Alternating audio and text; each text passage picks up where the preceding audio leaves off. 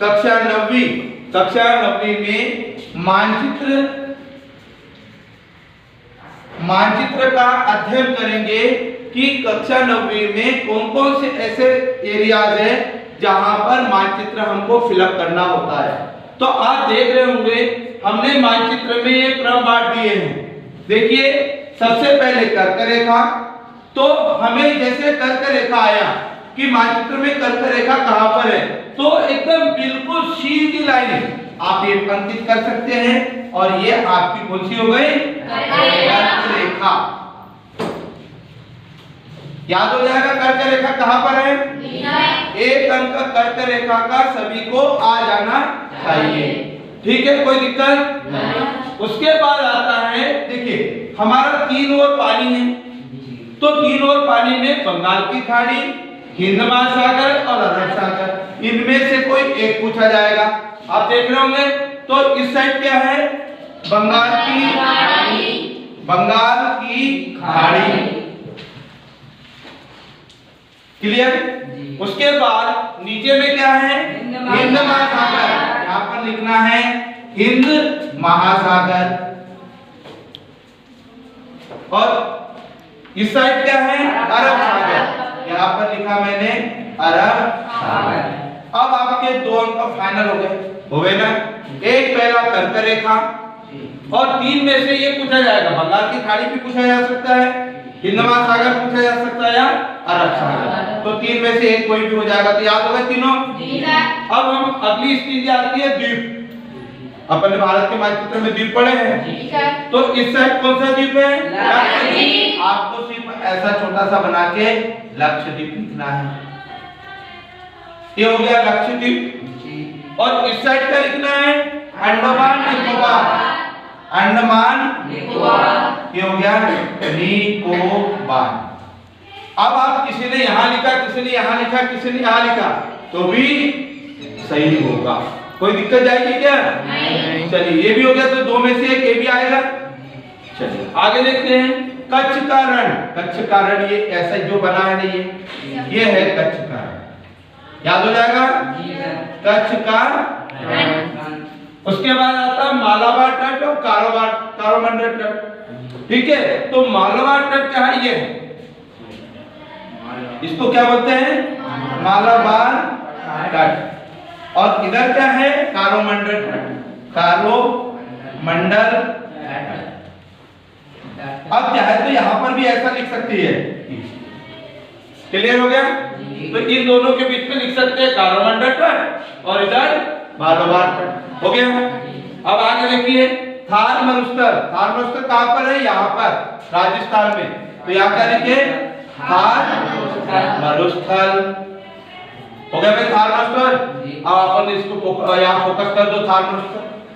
कठिन है क्या, आप एक बार भर लेंगे ना, इतना सरल मानचित्र, फ्री के 4 अंक मिलना है।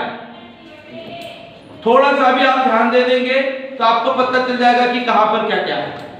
ठीक है। उसके बाद हम बात करते हैं छोटा नागपुर का पठार, मालवा का पठार।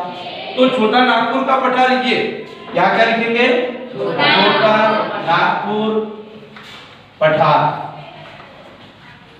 और मालवा का पठार ये वाला एरिया है, ये क्या लिखेंगे, मालवा का पठार, मालवा का पठार।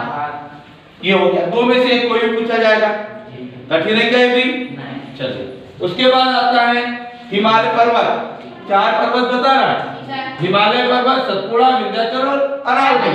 तो सबसे पहले हिमालय पर्वत कहां पर है, यहाँ पर, ये हिमालय पर्वत। फिर उसके बाद क्या आता है, सतपुड़ा और विंध्याचल दोनों आमने सामने हैं। मैंने आपको बोला था जैसे ये सरकनपुर वाली पहाड़ी कौन सी है, विंध्याचल पर्वत। तो अपन ये विंध्याचल पर्वत यहाँ लिख दिया, कर्क रेखा के लाइन में यहाँ लिख दो विंध्याचल पर्वत, विंध्याचल। और सतपुड़ा उसी के सामने, और दोनों के बीच से 2 नदी गुजरती है। अरावली पर्वत यहाँ लिखना, ऐसा टेढ़ा, यहाँ लिखा अरावली, हो गया अरावली। उसके बाद आता है, अरावली के बाद नदियां, नदियों में 4 देखो, नर्मदा और ताप्ती में नर्मदा नदी यहाँ से बताया था, ये सीधी सीधी आप ये नर्मदा नदी निकाल दो, इस पे लिख दो नर्मदा नदी, नर्मदा नदी, और यहीं से आगे ताप्ती नदी ये निकाल दो, ये कौन सी हो गई? हो गया ताप्ती नदी। उसके बाद कौन सा? गोदावरी और गोदावरी गंगा और ब्रह्मपुत्र है, तो गंगा नदी कहाँ से निकलती है? यहाँ से, और यहाँ से होते हुए इधर बहती है, ये गंगा नदी, ठीक है। उसके बाद कौन सी?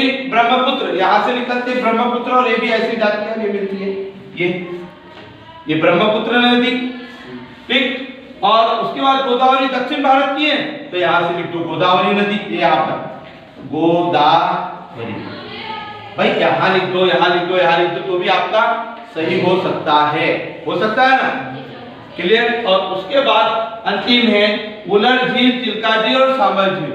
तो राज्य पता होना चाहिए, जैसे उलर झील कहाँ पर है? मीठे पानी की झील है ना, जम्मू कश्मीर में, तो जम्मू कश्मीर कहाँ पर है? यहाँ पर, तो यहाँ पर लिख दिया उलर झील, उलर झील। चिल्का झील कहाँ पर है? उड़ीसा में, खारे पानी की झील है, तो चिल्का झील उड़ीसा में, तो यहाँ पर लिख दो चिल्का झील, चिल्का हो गया चिल्का झील। अब उसके बाद अंतिम क्या आता है? सांबर झील। सांबर झील भी खारे पानी की है, और कहाँ है? राजस्थान में। कहाँ है? तो राजस्थान यहाँ पर है, गुजरात और राजस्थान, तो यहाँ पर क्या थार नौकर जहाँ है वहीं पर सांबर झील या लिखा, सांबर झील। अब बताओ, इतने सारे मानचित्र में हमने लिखे, आप कहीं से भी आ जाए, आप बहुत अच्छे से मानचित्र भर सकते हो, क्लियर है? तो मानचित्र आपके समझ में आ गया। आप लोग कोशिश कीजिए, ऐसा आप 1-2 बार प्रैक्टिस करेंगे, आसानी से 4 अंक का फाइनल, ठीक है? कितने मिनट का है? 7.9